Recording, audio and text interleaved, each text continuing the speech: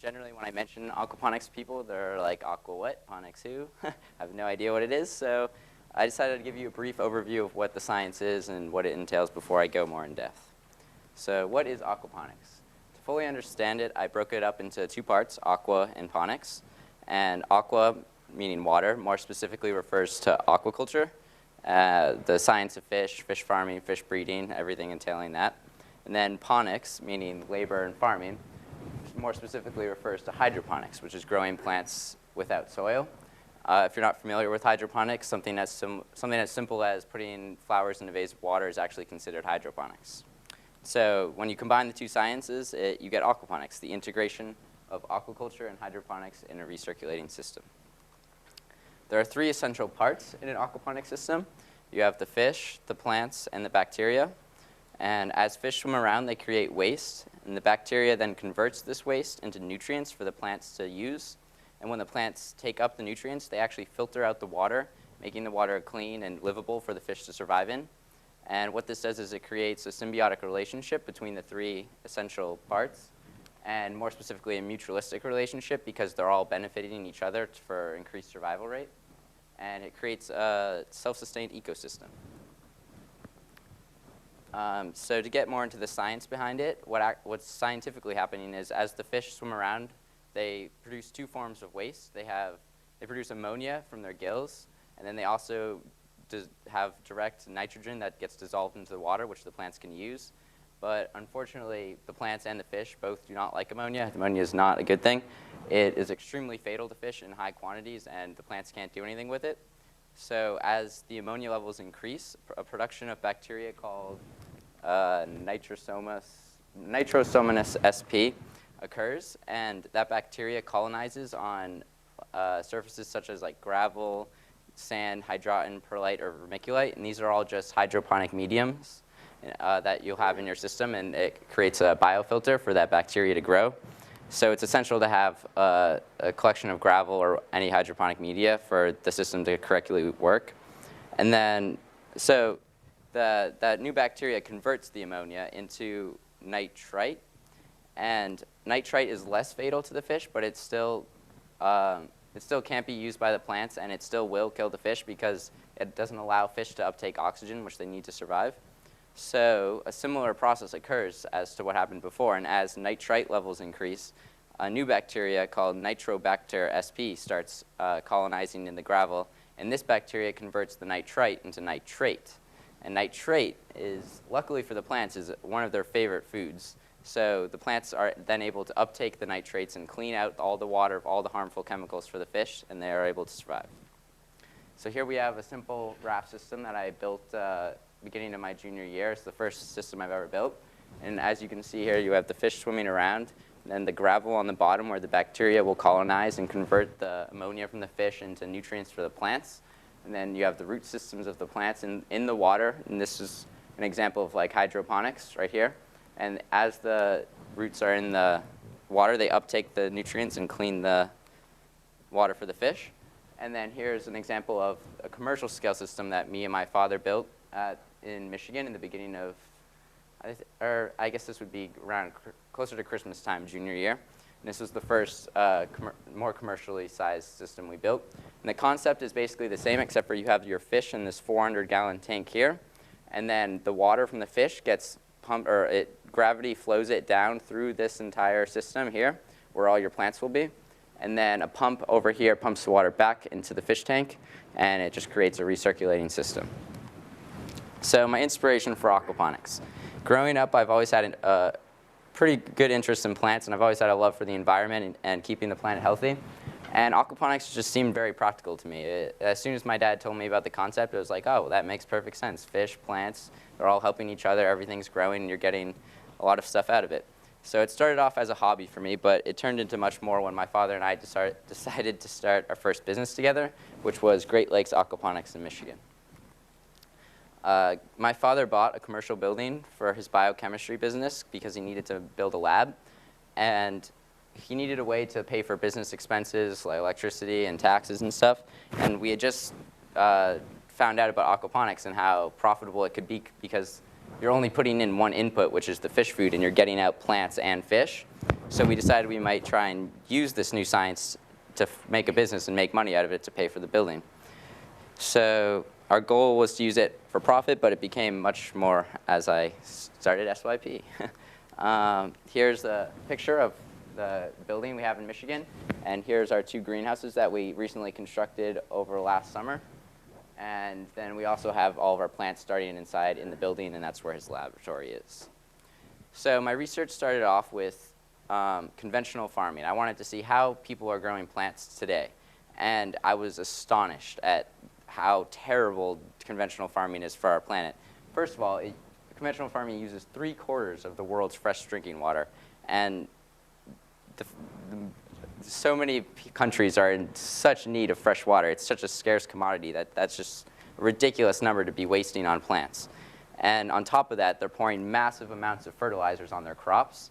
And only about 10% of those fertilizers are actually getting uptaked by the plants. And the other 90% of them just become runoff to ruin the environment. And that runoff goes into streams, rivers, and groundwater. And as it gets into the rivers and streams, what happens is it creates an extreme boost in algae growth, because all of a sudden there's an extreme amount of nutrients available in the water. And as the algae grows, it ruins the ecosystems in the rivers and streams, and it actually kills a lot of the aquatic life.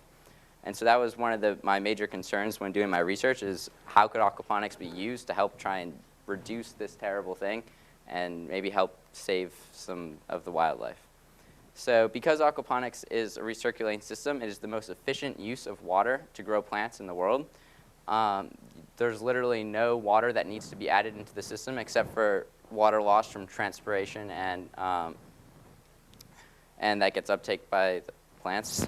So in hydroponics, you'd think it would be an efficient use of water, but you actually have to take a good amount of the water out and put new fresh water in, because you get a buildup of salts and minerals from using chemical fertilizers instead of using organic fish waste. And then on top of that, aquaponics has one of the smallest land footprints out of any form of growing plants. And what this essentially means is that for 1 acre of aquaponics, it would be equivalent to roughly 8 or 9 acres of conventional farming land. And the reason why this is possible is because in an aquaponics system, you can have your plants as close together as possible, because the plants are not dependent on nutrients from the soil. They're dependent on the nutrients from the water. So you can have the plants like a couple inches apart opposed to maybe 1.5 feet apart, and they'll still have, if not better growth, the same growth or better growth than conventional farming. And it is basically just a simplified version of hydroponics. Hydroponics requires a lot of knowledge in chemistry and mixing salts and minerals to get the nutrients for your plants, where aquaponics, it's because it's all done in like a biological aspect, really all you need to do is feed your fish. And then there are a few things you need to maintain, which is pH, and you have to add chelated iron, but nowhere near as complicated as hydroponics. On top of that, aquaponics will help to reduce the food miles. And the food miles, it refers to the distance food needs to travel to get to your table, basically, or your marketplace. And because conventional farming requires so much land space, most of the plants and stuff, most of the plants grown are grown very far away, and then they have to be transported to your local grocery stores. And what that does is it uses a lot of oil, and it's just not very good for the environment, and the quality of produce is a lot less good than if it was grown within like 10 to 100 miles. So by using aquaponics, people can use that in their backyards or even just in urban farming aspects to help reduce food mileage and have all food you eat be grown within 100 miles. And then also, as I talked about before, it has multiple revenue streams, fish and plants. So here's a picture of the efficiency of growth that we have seen at our system in Michigan. Here is a lettuce plant, the same lettuce plant, and this is 1 week later of growth. What happens is initially the plants need to get their root systems into the water, and as soon as they get an established root system, the exponential growth is ridiculous. So like, this is 1 week, and then another week from this will be like twice as big as that.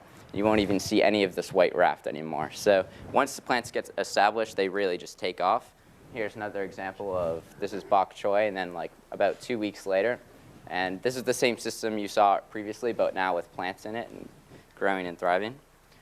So on top of its benefits that me and my father were going to use, I my research concluded that it could have a lot of benefits in other places, in aspects that I never even thought of. So for example, third world countries where fresh drinking water is a major concern, aquaponics has minimal water use, it's relatively cheap, and relatively easy to maintain. So it'd be extremely practical for places in Africa or India that need fresh water and also need fresh produce and protein to survive. And it would allow these countries to reach food and water sustainability at the same time, which is just amazing. And so on top of benefits to third world countries, my project focuses on benefits to students and integrating this technology into the classroom.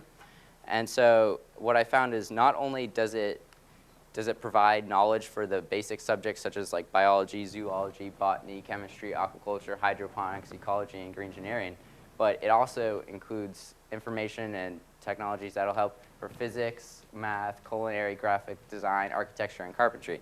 So it's really extremely versatile and can be used for all sorts of subjects in the classroom.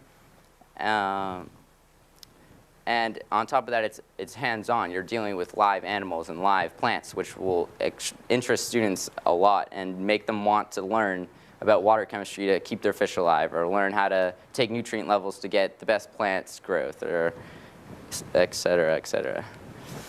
So for future students, what will make this technology so vital in future generations is it'll give students an awareness of a need for fresh drinking water and the need for the depleting oil levels and the negative effects of conventional farming.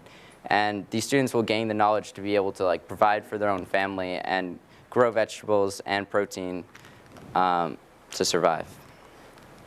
So I'll get into my field work now. My goal was to build an aquaponics system for the school with my father, and to help integrate aquaponics into the course curriculums and into the classrooms, and but not only the like science classes, but also culinary classes as well. And so I'm working on building a curriculum that I'll provide with my system for the schools so that they can use that. I also made a construction manual for my system so that when the new school gets up and established, we'll be able to take my system apart and move it from one place to the other, because I thought that'd be necessary if I was spending so much time building it.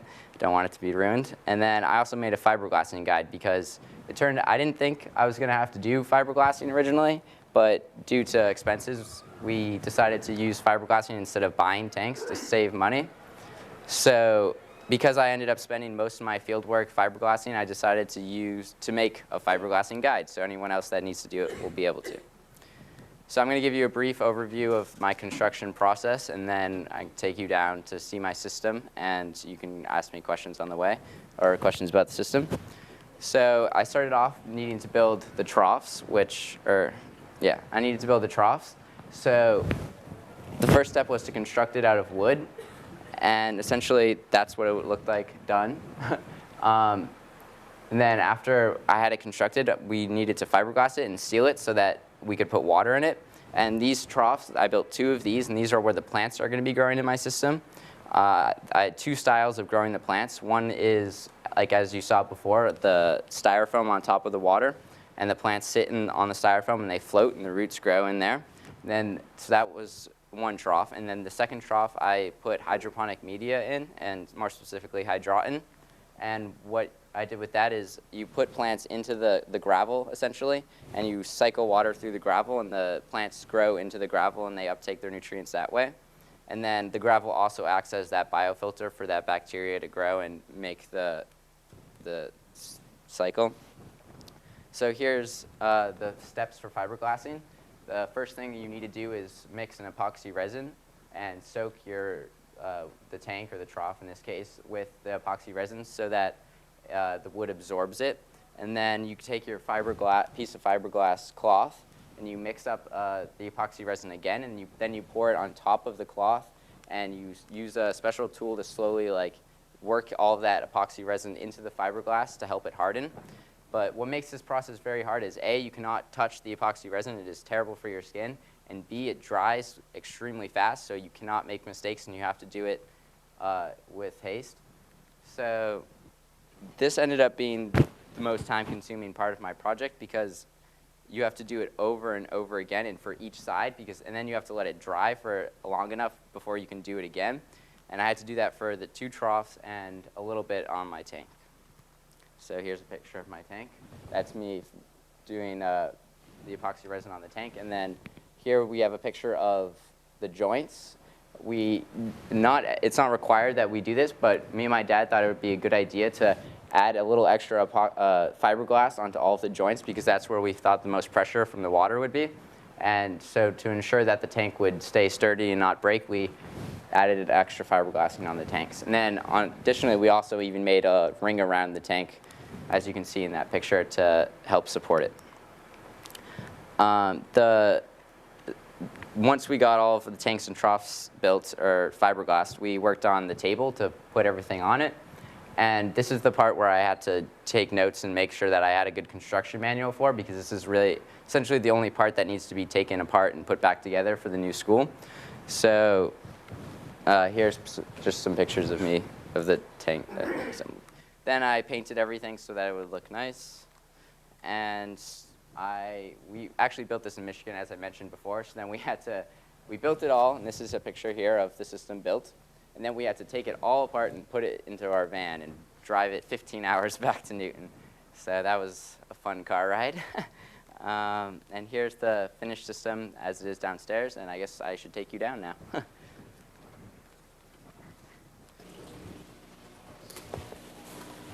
So here we have the system, and I'll give you a brief explanation of how it works. There's a pump right here that's connected to this garden hose, and what it does is it pumps water up to this valve, this 4-way valve, and then it gets separated into the 2 parts. And this is the trough with the hydraulic I was telling you about, and I was supposed to have plants growing in here, but the seedlings never really took. So I kind of just left that as the biofilter to get the bacteria going and creating the nutrients for the plants. The reason why the lettuce is looking so deprived is because there's definitely not enough fish in the system to support that amount of plants. And on top of that, the light isn't as efficient as it could be. But as you can see here, the bok choy took off. And when I first put these plants in, these lettuces were probably about that big. And these were just little seedlings. And I guess it's been about 2 or 3 weeks. They've really taken off. If you want to feel the basil and smell it, it's delicious. So yeah. What's it sitting in right now? Is that... These are 2-inch net cups. Here, just take it out. And then there's the root systems growing. And then there's just some of the hydroton is in the net cups to help support the plant's structure and keep them standing upright. And here you can see the root growth underneath. How long did it take you to construct all this? It took about 10 days, I believe. But most of that time was making sure that the epoxy would harden, because that's the most time-consuming part. But building the table only took about a day. It was easy. And then painting, letting it dry. Have you figured out how many fish you need to... Yep, it's you need 1 kilogram of fish per meter of plant grow space. So technically, I probably would need a lot more goldfish in here, but a bunch of them died, and I was originally going to use koi because it's an ornamental fish, and I thought it'd be very cool to have, but they're very expensive, and I kind of ran out of money, so wasn't able to do that. Does the water ever need to be replaced?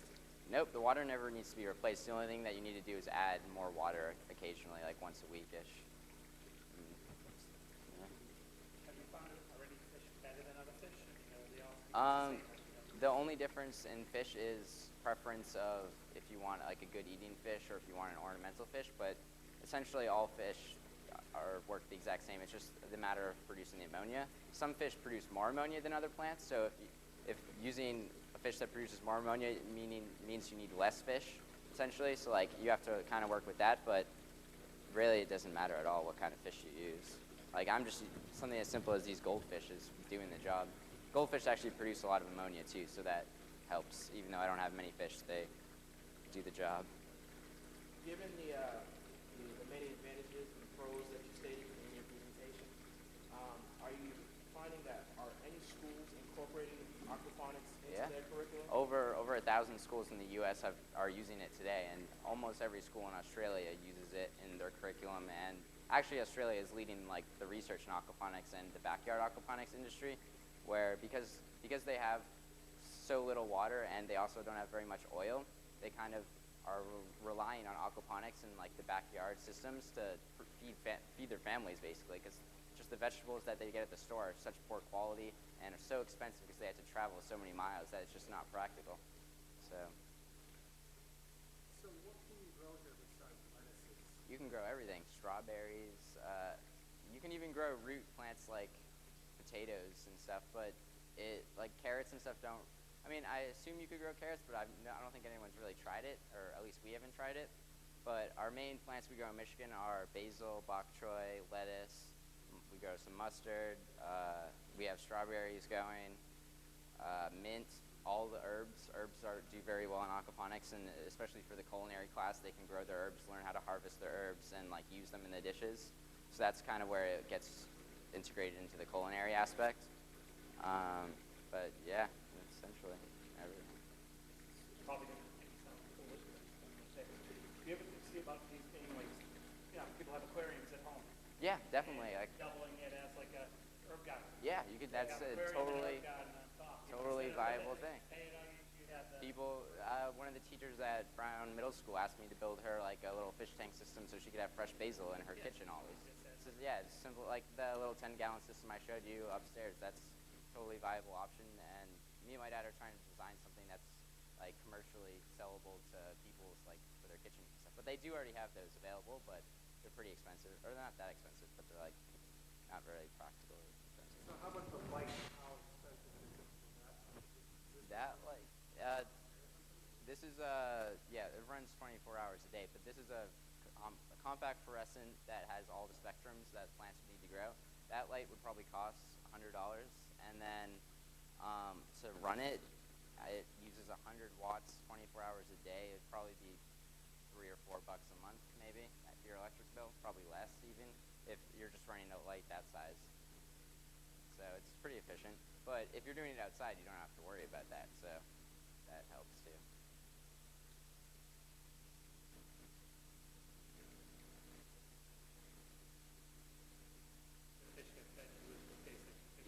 Yep, just normal fish food. And also, when you do feed the fish, any fish food that doesn't get eaten breaks down and adds additional nutrients to the system. So that's why, really, your whole system is kind of dependent on your fish feed. So it's not so much the fish, but how much food you put in to how much plant growth you'll get out, essentially. So where did you do your research? For my paper and my project, most of my research I got from Aquaponic Journal. It's a journal that Jim Ricosi, Rebecca Nelson, and John Pade started about 25 years ago. The aquaponic industry has really only been around for about 30 years, and they kind of are the leading experts in the field. And they publish a journal monthly that has articles and every information that you can find really about aquaponics.